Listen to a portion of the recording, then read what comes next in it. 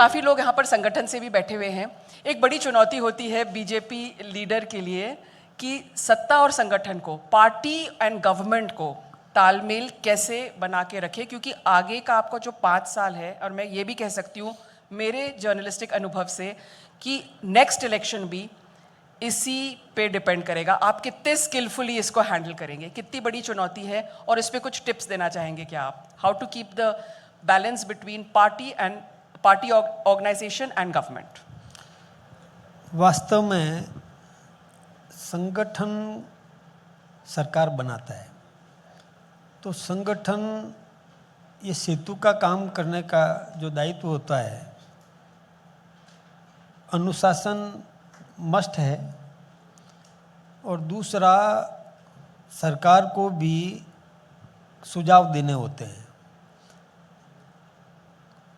जनता की मांग, जनता की आवश्यकता, उसको पूरा करवाने के लिए नेतृत्व को बताया जाता है, और अपने पास उपलब्ध सुविधा व्यवस्थाओं का ध्यान रखते हुए नेतृत्व बजट भी बनाता है, और फिर उसकी पूर्ति के लिए सभी लोग साथ में लगते हैं।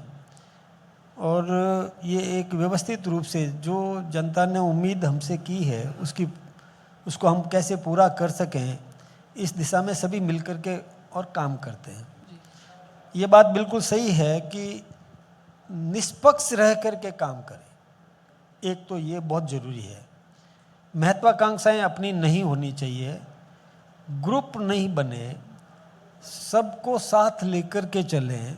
जैसे आपने कहा कि महत्वाकांक्षाएं नहीं होनी चाहिए, क्या हम एक नई brand of identity politics BJP में देख रहे हैं? जैसे हमने देखा कि इस चुनाव में एकदम अलग तरीके का लीडरशिप सामने आया है।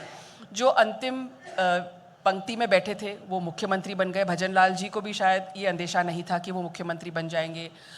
उसके बाद में हमने देखा कि जो पॉलिटिक्स में जो कैबिनेट मंत्री हैं वो भी एक नए चेहरे, काफ़ी नए चेहरे पर उन्होंने खेला है। और आप भी बीजेपी प्रेसिडेंट बने हैं। हमको मालूम है पिछली बार कितना बीजेपी में दरार और टकरार थी इसके पहले, लेकिन आप आए हैं और आप इस तरह की बातें कह रहे हैं। तो क्या आपको लगता है कहीं ना कहीं जो आइडेंटिटी, जो न्यू ब्रांड ऑफ जो पॉलिटिक्स बीजेपी करना चाहती है कि जहां पर संगठन सर्वप्रिय हो? देखिए, ये बात सही है कि नेतृत्व विकसित होना चाहिए और नई पीढ़ी को तैयार करना बहुत ज़रूरी होता है।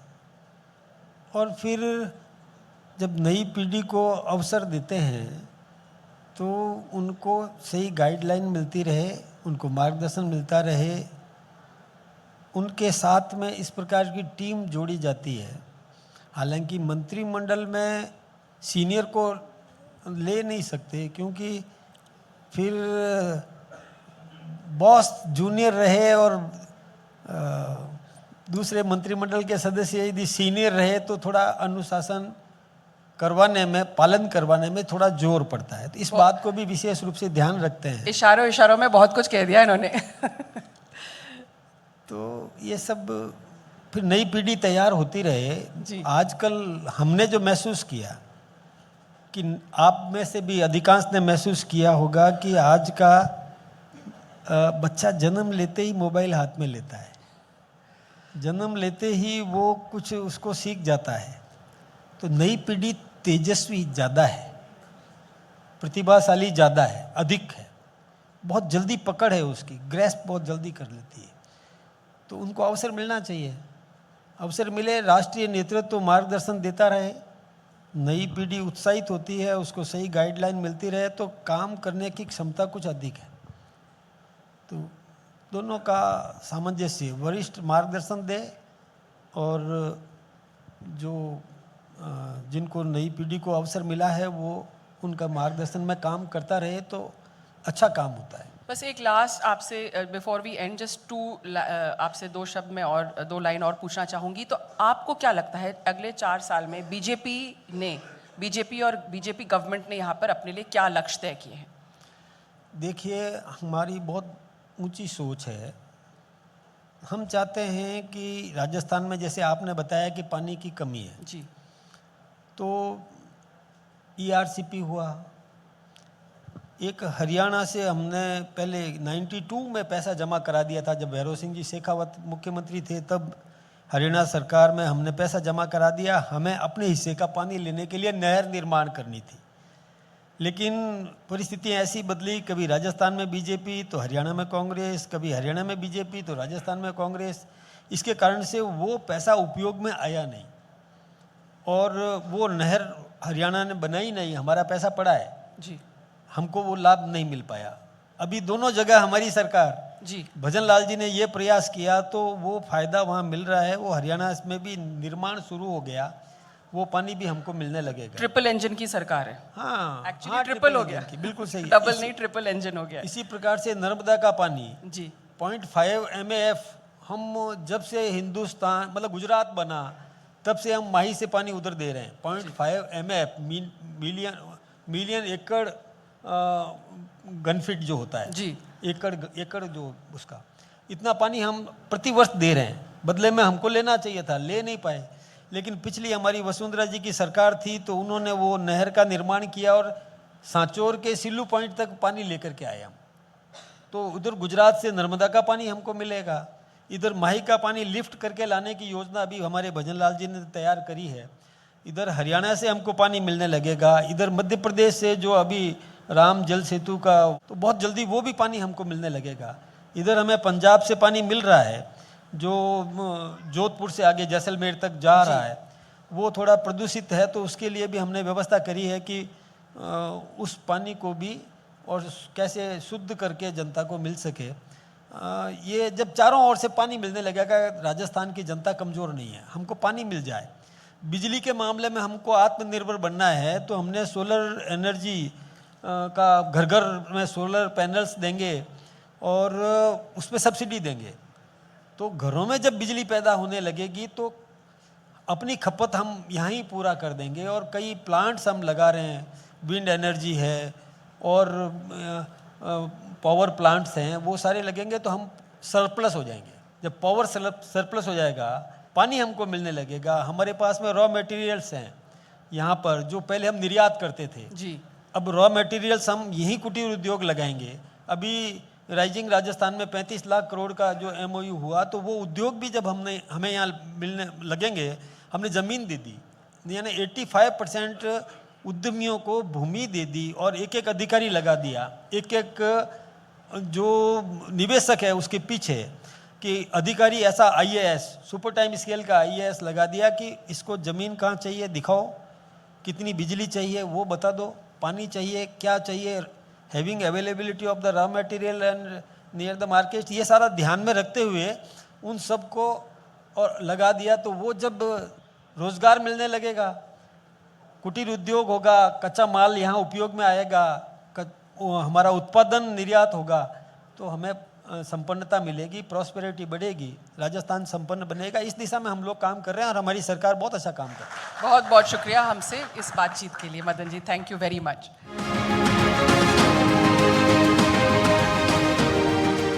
राजस्थान के विकास को लेकर के हम चर्चा करने जा रहे हैं और इसमें हमारे साथ फर्स्ट पैनल के अंदर कुछ खास मेहमान कार्यक्रम में जुड़ रहे हैं। शुरुआत सबसे पहले प्रदीप जी आपसे ही कर रहा हूँ। प्रदीप जी, एक चीज़ बताइए कि शिक्षा के क्षेत्र में हम बड़ा परिवर्तन देख रहे हैं और बहुत सारे काम हुए हैं, नई एजुकेशन पॉलिसी, इसके बाद अलग अलग सेक्टर और ख़ास करके राजस्थान की जो पहचान है और कोटा जो है वो एक एजुकेशन हब के तौर पर है, जयपुर उसके बाद सीकर, ये ऐसे कई जगह हैं। इसमें आप कितना बड़ा स्कोप अभी देख रहे हैं और क्या बड़ा बदलाव इसमें होना चाहिए? आपको बताना चाहूँगा कि राजस्थान के अंदर अपार संभावनाएं हैं और पहले भी थी, केवल उसको आइडेंटिफाई करने का जो एक अवसर सरकारी माध्यम हो चाहे गैर सरकारी माध्यम हो वो अब लेना शुरू किया है। सबसे पहले हम बात करेंगे कि स्कूल एजुकेशन जो है, स्कूल एजुकेशन के अंदर आप देखिए कि राजस्थान में अभी सरकार ने जितने भी अपने 10+2 के स्कूल्स हैं उनको डिजिटाइज करने का काम सौंपा है। सभी टीचर्स जो अभी तक 12वीं क्लास में पढ़ा रहे थे उनको डिजिटली शिक्षित करने का काम राजस्थान सरकार करने जा रही है और बहुत बड़े स्तर पर मेरे ख्याल से ट्रेनिंग और सेशंस उसके चलाए जा रहे हैं। अगर हम हायर एजुकेशन की बात करते हैं जहां पर प्राइवेट इंस्टीट्यूशंस हैं, प्राइवेट यूनिवर्सिटीज़ हैं, गवर्नमेंट इंस्टीट्यूशंस हैं, गवर्नमेंट यूनिवर्सिटीज़ हैं, यहाँ से निकलने वाले स्टूडेंट्स बिल्कुल जॉब रेडी हो रहे हैं। आप समझिए कि स्किल बेस्ड एजुकेशन सरकार का जो एक सबसे बड़ा जो एक एजेंडा है कि हमारे छात्रों को स्किल बेस्ड एजुकेशन मिले। सबसे पहले जब वो रोजगार के लिए जाएं तो जिस कंपनी में जाएं वो उस रोजगार करने के लिए लायक हों और वहां पर वो सस्टेन रह के लंबे समय तक काम कर पाएं। एक चीज इसमें मैं जोड़ना चाहूंगा कि प्रदीप जी, हम देखते हैं कि एक तरफ रोजगार को लेकर के युवाओं के मन में सवाल रहता है, दूसरी तरफ कंपनीज को चाहिए स्किल्ड पावर। तो दोनों तरफ गुंजाइश है, लेकिन बीच में एक ना ब्रिज चाहिए। तो वो कनेक्टिंग कैसे हो, कैसे जोड़ा जाए एक दूसरे को? देखिए, ये बहुत अच्छा सवाल है। जो सबसे बड़ा गैप है वो है industrial gap, connecting institution industry gap जो है वो सबसे बड़ा एक प्रॉब्लम है आज की तारीख में, जिसको हाल फिलहाल एक चैलेंज के रूप में सभी इंस्टीट्यूशंस ले रहे हैं। और अब मान के चलिए, जैसे हमारी यूनिवर्सिटी एक इनिशिएटिव ले रही है जिसको हम इंडस्ट्री की तरफ से बोलते हैं ट्रेन एंड हायर।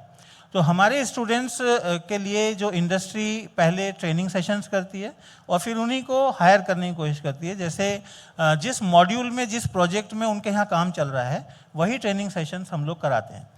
इंस्टीट्यूशंस को चाहिए कि ज़्यादा से ज़्यादा इंडस्ट्री कनेक्ट किया जाए। हमारे लगभग 650 से ज़्यादा राजस्थान के अंदर कंपनीज़ के साथ टाई अप हैं। वो हमें बताते हैं कि क्या सिलेबस, क्या प्रोजेक्ट्स के हिसाब से ट्रेनिंग अपने बच्चों को दी जाए, और हम 1 साल के अंदर जितना भी सिलेबस है उसके अनुसार अलाइन करते हैं, बच्चों को ट्रेनिंग देते हैं और ये इंश्योर करते हैं कि जब बच्चा पास आउट हो ग्रेजुएशन के बाद, पोस्ट ग्रेजुएशन के बाद, वो उस कंपनी में लंबे समय तक काम करने के लिए वहाँ पर टिक सके और प्रोजेक्ट को उसके हिसाब से काम करके आगे बढ़ा सके। ठीक है, तो यानी कि एक जो ब्रिज बनने की बात है, या एक कड़ी को दूसरे से जोड़ना, यही सबसे बड़ी जिम्मेदारी का काम है। मुझे लगता है कि इसमें जो है सहयोग बहुत ज़्यादा जरूरी है। मैं इसमें एक चीज़ जोड़ना चाहूँगा कि जैसे हम लोग सीकर की तरफ से आते हैं, हमारा चौमू से आगे जो यूनिवर्सिटी है, university of engineering and management, ये आप मान के चलिए कि 2012 से ही जब हम इंजीनियरिंग, मैनेजमेंट, फिजियोथेरेपी और कंप्यूटर एप्लीकेशंस में under graduate, post graduate, PhD program run कर रहे हैं। हम ये इंश्योर करते हैं कि इंडस्ट्री के साथ सबसे ज़्यादा टाई अप हो। हमने एक प्रोग्राम लॉन्च किया था अभी कुछ साल पहले, जिसमें जब कोविड के बाद से management in health care and hospital management, तो वो भी हमने शेल्बी हॉस्पिटल के साथ ही अलाइन किया उसको। और आप मान के चलिए कि जो स्टूडेंट्स अभी अलाइन हो रहे हैं उसमें वो प्रैक्टिकल नॉलेज ले पा रहे हैं वहाँ पे। तो सबसे बड़ी चीज़ आज की तारीख में है प्रैक्टिकल नॉलेज, एक्सपीरियंशियल लर्निंग। अनुभव जी, एक चीज़, हम जब स्वास्थ्य के क्षेत्र की बात करते हैं, कोविड के बाद से बड़ा परिवर्तन आया है। हमें कोरोना ने बहुत कुछ चीज़ें सिखाई हैं कि हमें अपने आप को कैसे फिट रखना है, स्वस्थ कैसे रहना है ना। लेकिन राजस्थान में बड़ा परिवर्तन आया है स्वास्थ्य के क्षेत्र में। आप इसमें क्या और नया आयाम देख रहे हैं? क्या परिवर्तन इसमें होने की संभावना आपको दिखाई देती है? Technology is now the forerunner for healthcare, for technology for clinical and technology otherwise. जो आप गैप की बात करते हैं वो पेशेंट और डॉक्टर के बीच में भी है। To get that service on time, to get the service in the right manner, इन सारी चीज़ों को अगर आप जोड़ेंगे तो you will try and understand and see कि clinical technology will play a very big role. आज की डेट में अगर हम आर्टिफिशियल इंटेलिजेंस की बात कर रहे हैं या हम रोबोटिक सर्जरीज की बात कर रहे हैं, CK Birla has been a forerunner in Rajasthan. Almost 1.5 years पहले हमने ये सोचा था कि we will be the first hospital bringing in robotics, and it was a difficult task for us at that point of time, because awareness, communication और जो धारणाएं थी लोगों के बीच में, या जो सोचते थे वो ये सोचते थे कि रोबोट आ जाएगा, रोबोट सर्जरी करेगा, डॉक्टर क्या करेगा। बट एक्चुअली में उनको ये समझाना और एक लेवल ऑफ एजुकेशन से स्टार्ट करना was a longer task obviously for us. But thankfully in 1 year, because we see that change in Rajasthan and the people are very forward looking, we have been able to do 300+ surgeries in 1 year itself, which is a major achievement, I would say. इसके लिए पहले लोगों को अहमदाबाद, दिल्ली, मुंबई यहाँ जाना पड़ता था। Now it is available in Jaipur. अगर मैं न्यूरो के क्षेत्र में बात करूं तो robotic rehabilitation which is not available in Rajasthan, वो हमने 1 साल पहले यहाँ पे इंट्रोड्यूस कर दी। और आने वाले टाइम में भी CK Birla hospitals will always be the forerunner, whether it is bridging the gap between the patient and the doctor. आप ऑनलाइन अपॉइंटमेंट ले सकते हैं, आप अपने ऐप से सब कुछ कंट्रोल कर सकते हैं, आप अपनी रिपोर्ट्स देख सकते हैं, और आगे डिजिटाइजेशन के माध्यम से, जैसे अब एजुकेशन के सेक्टर में हमने एक अपार आईडी को इंट्रोड्यूस किया है, वैसे ही ABDM आ रहा है। ABDM ऑलरेडी शुरू हो चुका है and we are already compliant with it. Our new software is compliant with it. Going forward आपको किसी और डॉक्टर के पास जाना है तो आपको अपनी पूरी फाइल कैरी करने की ज़रूरत ही नहीं पड़ेगी. The records will already be uploaded in the system and which will be a government system. किसी भी डॉक्टर को आपको दिखाना है, आपको अपना एक कंसेंट देना है, उस डॉक्टर को आपके सारे रिपोर्ट्स जितना आपने पहले ट्रीटमेंट लिया है he will be able to see. Rohit ji, एक चीज़ है कि हम अभी बताया सर ने, अनुभव जी ने, कि चीज़ें बेहतर होने की तरफ हैं. राजस्थान का जयपुर अब अपने आप में एक नई पहचान लेकर के आगे बढ़ रहा है, लेकिन हम ये भी देख रहे हैं कि राजस्थान की कई ऐसे इलाके हैं जहाँ पर, अब ठीक है जयपुर के अंदर तो हो गया, लेकिन बाकी इलाके भी हैं, क्योंकि दूर राजस्थान बहुत बड़ा है ना, तो जयपुर में आना या दूसरे स्टेट में जाना थोड़ा सा मुश्किल है. तो वहाँ पर भी हमें इन चीज़ों पर फोकस करने की क्या ज़रूरत नहीं है? राजस्थान देखा जाए तो क्षेत्रफल में बहुत ही बड़ा राज्य है. यहाँ की पॉपुलेशन भी लगभग 8 करोड़ की पॉपुलेशन है, और जितने ज़िले हैं यहाँ पे, बहुत सारे ज़िले ऐसे हैं जहाँ पे लोग अभी भी जब बीमार होते हैं तो उनको आसपास के बड़े ज़िले या आसपास के राज्यों में जाना पड़ता है इलाज लेने के लिए. और पिछले 10 सालों में ये जो गैप है कि इलाज लेने के लिए हमें एक जगह से दूसरी जगह जाना पड़ रहा है, उस गैप में बहुत कमी आई है. कमी इन द सेंस कि अब इलाज लोकली ही आपको मिलना चालू हो रहा है. जब से 10 साल से गवर्नमेंट ने भी ये पहल करी है आयुष्मान भारत की तरफ से, हेल्थ केयर सेक्टर में, प्राइवेट सेक्टर में वो बजट लेकर आए हैं, और इसी बजट के चलते हुए नई नई जगह हॉस्पिटल्स आ रहे हैं, प्राइवेट पार्टनरशिप बहुत ज़्यादा हो रही है, प्राइवेट इन्वॉल्वमेंट ज़्यादा हो रहा है. इसी पहल को आगे ले जाते हुए हमने भी चोमू में सन 2019 में हमारा कार्डियोलॉजी सेंटर डाला है, और पिछले 6 सालों में हमने कड़ी मेहनत करके एक रूरल राजस्थान के लिए एक ऐसा सेंटर ऑफ एक्सीलेंस लेकर आए हैं जहाँ पे लोगों को दूर जाने की ज़रूरत नहीं, पास में वहाँ ही उनको हार्ट से संबंधित सारी सुविधाएं मिलती है. शुरू में हमें बहुत चुनौतियों का भी सामना करना पड़ा, क्योंकि लोगों को ये लगता था कि हार्ट की बीमारियों का इलाज के लिए शायद हमें बड़े शहर, बड़े हॉस्पिटल्स ही जाना पड़ेगा.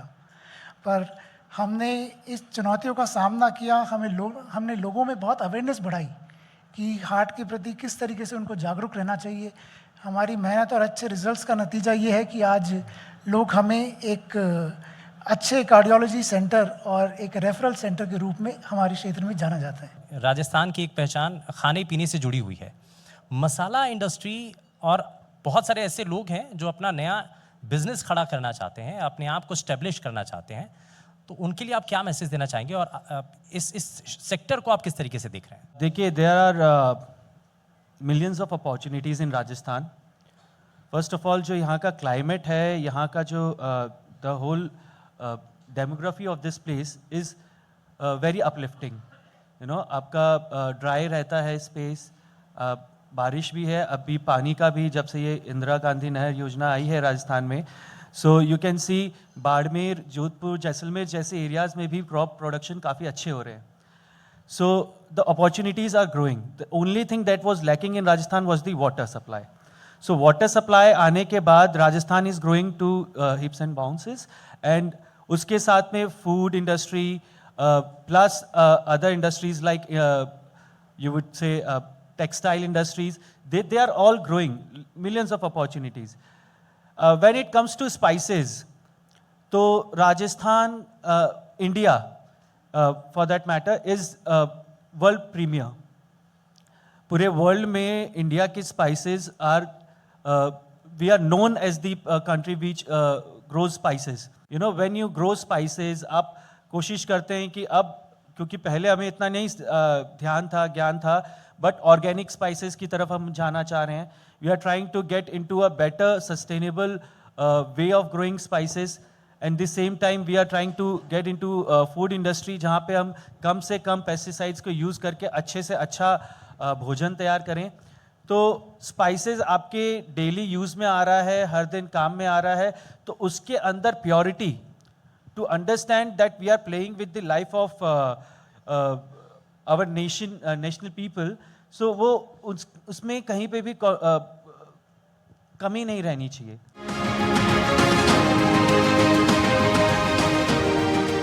और अब इस सेशन को आगे बढ़ाते हैं, और इस बीच हमारे साथ खास मेहमान मंजू शर्मा जी हमारे साथ कार्यक्रम में जुड़ चुकी हैं.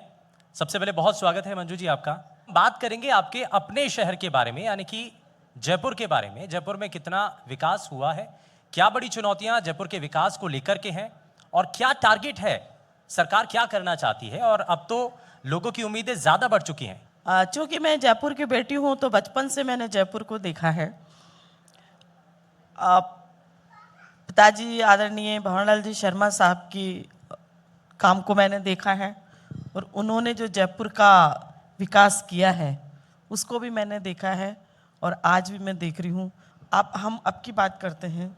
आज आपने पूछा है कि जयपुर के विकास को किस तरह से देखते हैं, तो मैं देख रही हूँ कि जयपुर चारों ओर से बहुत बढ़ रहा है और कोई शहर जब भी बढ़ता है जब वहाँ पर आमदनी का कोई सोर्स हो। आदमी जब भी जाएगा जब कुछ कमाने को उससे मिलेगा।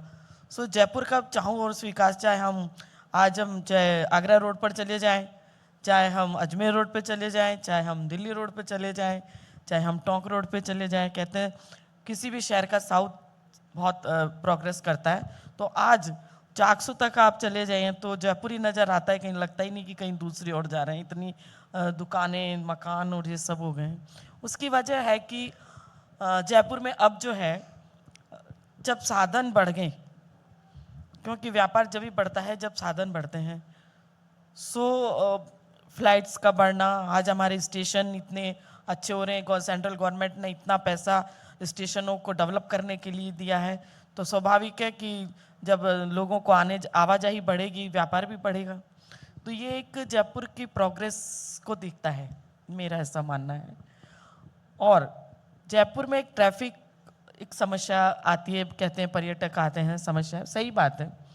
तो ट्रैफिक की समस्या के लिए भी सरकार विचार कर रही है और अभी सरकार ने इस बजट में 500 बसें, ताकि 4 व्हीलर्स कम चलें शहर के अंदर और ट्रैफिक थोड़ा कंट्रोल हो। मेट्रो की हम बात करें, मेट्रो जब सेकंड फेज़ में मेट्रो चलेंगी बन के तो भी ट्रैफिक कम होगा और ट्रैफिक कम होगा तो स्वाभाविक है पर्यटक भी ज़्यादा आएंगे। जयपुर शहर तो जाना ही पर्यटकों के लिए जाता है। पर्यटन का बहुत बड़ा व्यापार हमारे यहाँ जयपुर में है और साथ ही साथ हमारी जो कलाएं हैं यहाँ पर, हैंडीक्राफ्ट जो है उसको भी लोग बहुत पसंद करते हैं और जब आते हैं तो लेके जाते हैं। सो मैं ये कहना चाहती हूँ। और अभी सेंट्रल गवर्नमेंट ने ट्रिंकिंग लैब्स, 500 ट्रिंकिंग लैब्स के लिए का एक बजट दिया है, जिसमें बच्चा जो बनना चाहता है, जो काम करना चाहता है, जो छोटे मोटे काम से भी, जो कि आप ये कहते हैं कि आगे पूरी ग्रेजुएशन करने के बाद बच्चा सोचता है कि उसे कहाँ जाना है, क्या करना है, सो वो पहले से ही तय हो जाएगा कि उसे किस लाइन में जाना है। ये सेंट्रल गवर्नमेंट ने किया है। और अभी हमारे मुख्यमंत्री भजन लाल जी भाई साहब ने जो MOUs किए हैं, वो व्यापार उद्योग लगने ही वाले हैं। जब उद्योग हमारे, व्यापार हमारे यहाँ आएंगे, उद्योग हमारे आएंगे तो स्वाभाविक है हमारे बच्चों को रोजगार भी मिलेगा। सो जयपुर का विकास चाहूँ और मुझे तो दिखाई दे रहा है आने वाले समय में और भी इसी तरीके से जो समस्याएं हैं थोड़ी बहुत तो वो रहती हैं। सभी कोई भी आए पूरा डेवलपमेंट कभी नहीं होता। विकास एक सतत प्रक्रिया है जो चलती रहती है। बहुत शुक्रिया मंजू जी, आप जुड़ी हमारे साथ, आप आई हैं। बहुत बहुत शुक्रिया आपका NDTV राजस्थान के इस मंच पर आने के लिए और जनता के जो सवाल हैं उनका जवाब देने के लिए। राजस्थान और ख़ास करके राजधानी के डेवलपमेंट को लेकर के क्या रोड मैप है उसको जनता के बीच पहुंचाने के लिए बहुत शुक्रिया आपका। और इस सेशन में फिलहाल के लिए बस उतना ही।